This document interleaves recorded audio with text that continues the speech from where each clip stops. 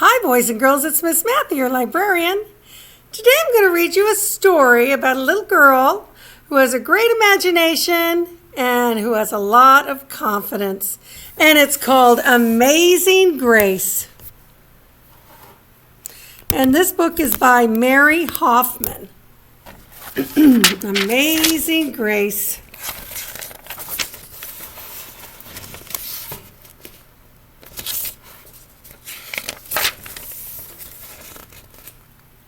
Grace was a girl who loved stories. She didn't mind if they were read to her or told to her or made up in her own head. She didn't care if they were books or movies or out of Nana's long memory. Grace just loved stories. After she had heard them, and sometimes while they were still going on, Grace would act them out, and she always gave herself the most exciting part.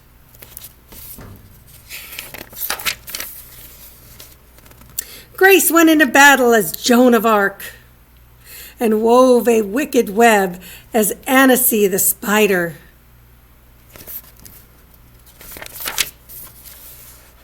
She hid inside a wooden horse at the gates of Troy. She went exploring for lost kingdoms. She sailed the 7 seas with a peg leg and a parrot. She was Hiawatha sitting by the shining big seawater, and Mowgli in the backyard jungle. Most of all, Grace loved to act out adventure stories and fairy tales. When there was no one else around, Grace played all the parts herself.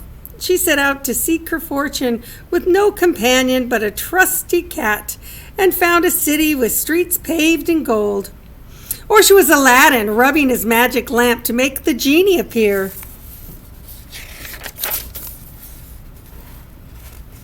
Sometimes she would get Ma and Nana to join in when they weren't too busy.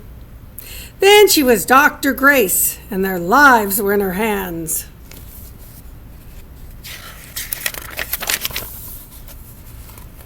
One day, Grace's teacher said they would do the play Peter Pan. Grace knew who she wanted to be. When she raised her hand, Raj said, "You can't be Peter. That's a boy's name." But Grace kept her hand up. "You can't be Peter," whispered Natalie. "He isn't black." But Grace kept her hand up. "All right," said the teacher. "Lots of you want to be Peter Pan. So we'll have auditions next week to choose parts." She gave them words to learn.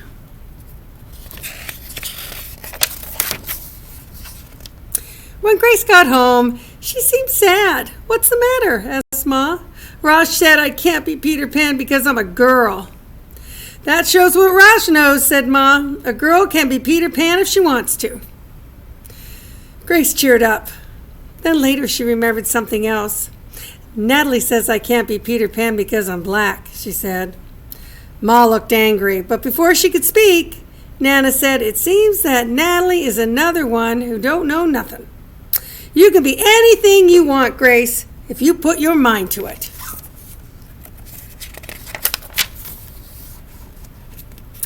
On Saturday, Nana told Grace that they were going out. In the afternoon, they caught a bus and train into town. Nana took Grace to a grand theater. The sign outside read Rosalind Wilkins in Romeo and Juliet in sparkling lights. "Are we going to the ballet, Nana?" asked Grace. "We are, honey, but first I want you to look at this picture." Grace looked up and saw a beautiful young ballerina in a tutu. Above the dancer it said, "Stunning New Juliet."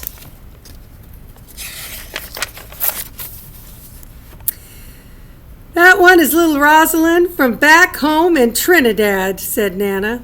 "Her granny and me, we grew up together on the island. She's always asking me, do I want tickets to see her Rosalind dance? So this time I said yes."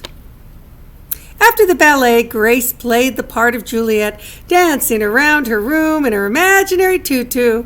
"I can be anything I want," she thought.